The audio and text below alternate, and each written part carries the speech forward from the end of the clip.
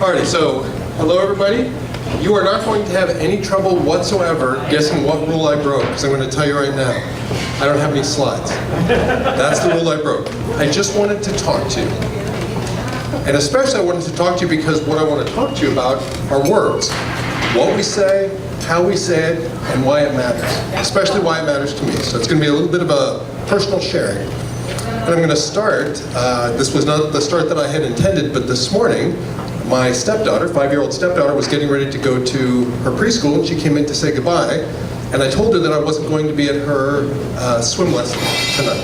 It's very sad, but I said, I have a presentation that I have to give. She knows what I do for a living. She's seen me work on presentations before. I have a presentation that I have to give. So she asked if I was going to bring anything back. In my suitcase, I said, well, I'm not to leave, I'm just driving a little ways. And she asked, well, can you bring something back on your computer? Can you bring pictures? And I said, well, maybe they'll take pictures, I don't know, because she wanted to look at it, and that's when it occurred to me that she was talking about my slides. She likes to watch me put my slides together. She likes the pictures, and I tell her about it.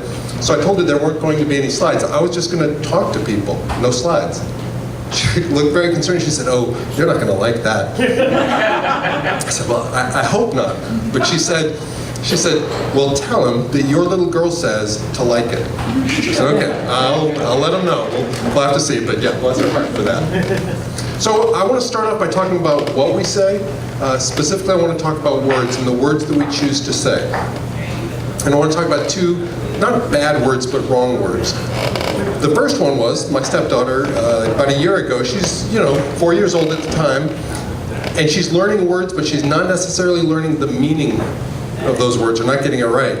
We were sitting at the kitchen table, and my sister-in-law was there, and she was talking about one of her daughters, whose name is Jennifer. Jennifer this, Jennifer that, Jennifer. And then at one point she called her Jen instead of Jennifer. My stepdaughter, who had been talking to my fiance, whipped her head around and said, who's Jen? We explained her name's Jennifer, but sometimes we call her Jen. And my stepdaughter said, that's disgusting. So I went right into teacher mode. I said, well, you might not agree with it or you might not like it, but really, it's not disgusting. And she looked at me and she said, no, that's disgusting. I said, well, maybe you won't always feel that way. Now, for me, I used a wrong word in talking to my fiance. It wasn't a bad word, but it was the word credibility. And I did not realize that this was an emotional hot button with my fiance. We're having a conversation about something. She made some broad generalization, which she has a tendency to do. And I said, hun, when you make statements like that, you lose credibility. And I meant in your argument, in this narrow context. But those, imagine a movie where two soldiers are walking along and one of them says, we have to be careful, there might be mines around here. And the other says, oh no, don't worry about that, we're not going to step on a... And the camera pulls way back so you can see the whole explosion and little bits of rookie soldier. It was, I have not used that word in that context with her again. Now, that was one thing. That was just a wrong word. I didn't realize, whatever. What we say, what we choose to say, the words we say to each other matters because words mean different things to different people, and you have to know what impact it's going to have. How we say things also matters. Now, the word I chose to say was not my fault. I couldn't have known. How I said this next thing was absolutely my fault.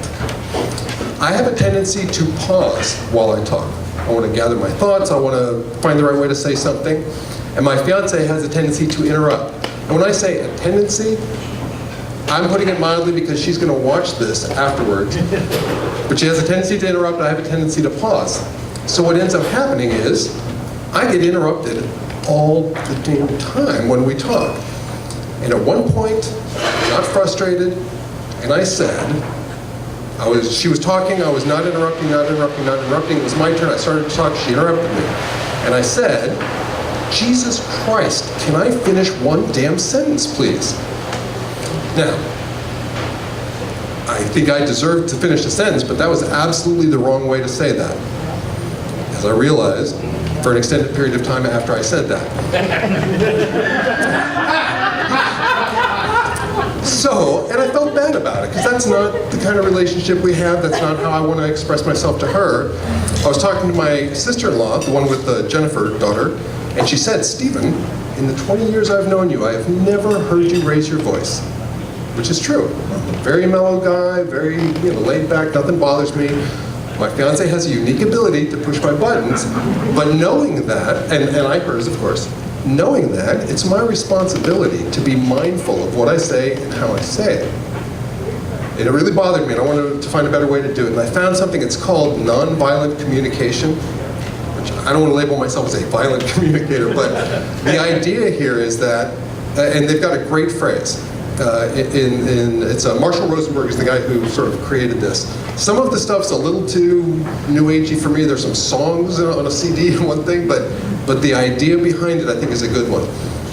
And their feeling, their premise is that words can build windows or walls. And you have to decide which of those two things you want. And then use your words to build a window, to gain an understanding, to see inside of someone else or let someone else see inside of you. So they talk about, in this nonviolent communication, they talk about expressing your needs. And specifically they say, when you do this, there cannot be actors or actions. It cannot be, I need you to do such and such, or I need to be able to do such and such. You're just expressing your need. So the next time we got in this situation, I stopped and I said, I need to feel respected. I need to feel heard. I need to feel valued for my contribution. And my fiance, bless her heart, her response was, what can I do? How can I help you feel respected, or valued, or heard?